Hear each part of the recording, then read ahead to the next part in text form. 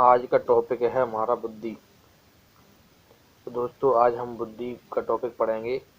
जो छात्र एमपी शिक्षक वर्ग 3 की तैयारी कर रहे हैं या कर रहे हैं उनके लिए यह वीडियो बहुत ही लाभदायक है। तो दोस्तों आपको अगर हमारी वीडियो अच्छी लगती है तो हमारे चैनल को सब्सक्राइब करें और बेल आइकन घंटी पर क्लिक करें, जिससे आने वाली हर वीडियो नोटिफिकेशन आपको मिलता रहे। दोस्तों इससे पहले काफ़ी सारी वीडियो मैं डाल चुका हूँ, बाल विकास, पर्यावरण और गणित की वीडियो हैं, तो आप हमारे यूट्यूब चैनल की प्लेलिस्ट में जा करके देख सकते हैं। तो चलिए हम टॉपिक शुरू करते हैं। बुद्धि। 17वीं शताब्दी से ही दर्शन के साथ मनोवैज्ञानिक के अध्ययन पर बुद्धि के स्वरूप, संरचना, प्रकार व सैद्धांतिक आधार की चर्चा प्रारंभ हो गई थी। कब से हो गई थी? 17वीं शताब्दी से। ठीक है। E.L. थॉर्नडाइक ने बुद्धि के 3 प्रकार बताए हैं। कौन कौन से बताए हैं? सामाजिक बुद्धि, मूर्त बुद्धि, अमूर्त बुद्धि। तो E.L. थॉर्नडाइक जी हैं, उन्होंने बुद्धि के 3 प्रकार बताए थे: सामाजिक बुद्धि, मूर्त बुद्धि और अमूर्त बुद्धि। सबसे पहले हम पढ़ेंगे सामाजिक बुद्धि, सोशल इंटेलिजेंस। तो देखिए सामाजिक बुद्धि क्या होती है। सामाजिक बुद्धि से तात्पर्य वैसी मानसिक क्षमता जिसके सहारे व्यक्ति अन्य व्यक्तियों को ठीक ढंग से समझाता है, वह व्यवहार कुशलता दिखा सकता है। ठीक है। ऐसे लोग का सामाजिक संबंध बहुत ही अच्छा होता है, वह समाज में उनकी बहुत अच्छी इज्जत होती है। जैसे कि शिक्षक, अच्छे नेता, जो राजनीतिज्ञ होते हैं उनकी भी अच्छी पकड़ रहती है, और जो ठेकेदार जो ठेका लेते हैं उनकी भी समाज में अच्छी पकड़ रहती है। उनको हम कहते हैं सामाजिक बुद्धि। अब हम दूसरा पढ़ेंगे मूर्त बुद्धि। ठीक है। मूर्त बुद्धि किन लोगों में रहती है? मूर्त बुद्धि से तात्पर्य ऐसी मानसिक क्षमता जिसके सहारे व्यक्ति ठोस वस्तुओं का महत्व समझता है। मूर्त बुद्धि का तात्पर्य किससे है? जिसके सहारे व्यक्ति ठोस वस्तुओं का महत्व समझता है तथा उसका उपयोग ठीक ढंग से विभिन्न परिस्थितियों में करता है। उसका प्रयोग ठीक विभिन्न परिस्थितियों में करता है। जैसे बुद्धि वाले व्यक्ति सफल व्यापारी बन सकते हैं। जो ऐसी बुद्धि रखते हैं, जो मूर्त बुद्धि, तो ऐसे व्यक्ति सफल व्यापारी बन सकते हैं। इसके बाद आता है अमूर्त बुद्धि। ठीक है। अमूर्त बुद्धि किन लोगों में होती है?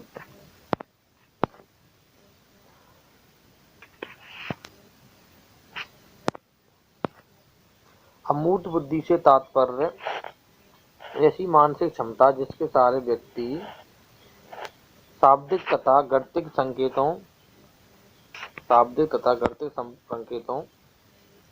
चिन्हों को आसानी से समझ पाता है, वह उनकी रुचि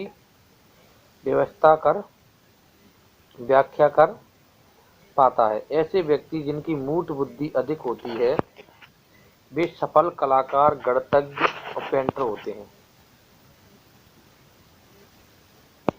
विभिन्न मनोवैज्ञानिकों ने बुद्धि को निम्न परिभाषाओं से परिभाषित किया है। वुडवर्थ के अनुसार बुद्धि कार्य करने की एक बुद्धि है। वुडवर्थ ने क्या कहा है? बुद्धि कार्य करने की विधि है।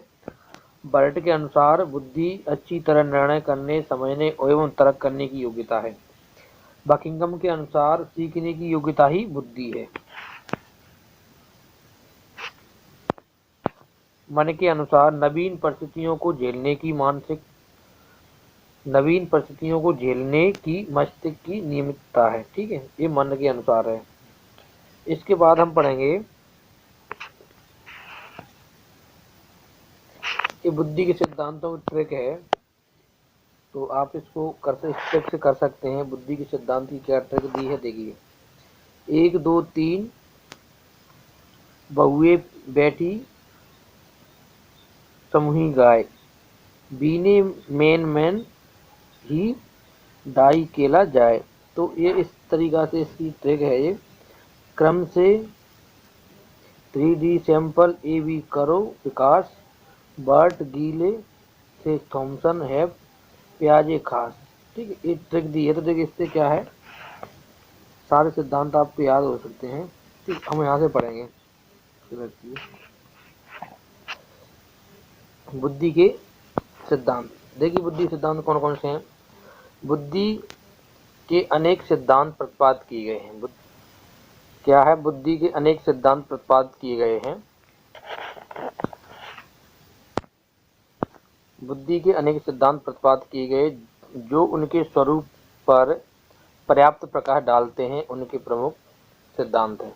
एक कारक सिद्धांत, दो खंड सिद्धांत, त्रिखंड सिद्धांत, बहुखंड सिद्धांत और मात्रा सिद्धांत, वर्ग विघटन, वर्ग घटक सिद्धांत, क्रमिक महत्व का सिद्धांत, ये सारे दिए गए हैं। तो देखिए, यहाँ से पढ़ेंगे हम एक खंड का सिद्धांत। इस सिद्धांत के प्रतिपादक बिनेट और टर्मन हैं। इन्होंने बुद्धि को एक खंड और अविभाज्य इकाई माना है। उनका मत है कि व्यक्ति की विभिन्न मानसिक योग्यताएं एक इकाई के रूप में कार्य करती हैं। तो एक खंड सिद्धांत के प्रतिपादक कौन है? बिनेट और टर्मन है। ठीक है, इसका नाम बिनेट लिख दिया इसमें, तो इसको आप ध्यान रखना। इन्होंने बुद्धि को एक खंड सिद्धांत, अविभाज्य इकाई माना है। ठीक है, और भी इसके बहुत सारे नाम हैं। अब हम पढ़ेंगे इसके बाद दो खंड सिद्धांत। ठीक है, इस सिद्धांत का प्रतिपादक स्पीयरमैन है। कौन है दो खंड सिद्धांत प्रतिपादक? स्पीयरमैन है। उनके अनुसार प्रत्येक व्यक्ति में दो प्रकार की बुद्धि होती है, सामान्य और विशिष्ट। एक जी फैक्टर होता है, एक एस फैक्टर होता है। ठीक है, इसके बाद हम पढ़ेंगे बुद्धि का तीन खंड सिद्धांत। इस सिद्धांत की प्रतिपादक स्पीयरमैन है। ठीक है, उसने इनका नाम समूहिक खंड दिया। उन्होंने इसका नाम क्या दिया? समूहिक खंड दिया था।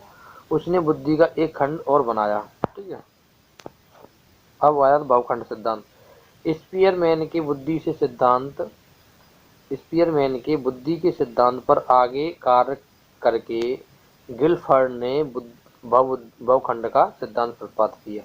देखिए, स्पीयरमैन के सिद्धांत के आधार पर ही गिलफोर्ड ने किस सिद्धांत प्रतिपादित किया? बहुखंड सिद्धांत प्रतिपादन किया। ठीक है, अब आता है क्रमिक महत्व का सिद्धांत। क्रमिक महत्व का सिद्धांत किसने दिया था? बर्ट एवं टर्मन ने मानसिक योग्यताओं को क्रमानुसार महत्व दिया। यह क्रम एक इस प्रकार है।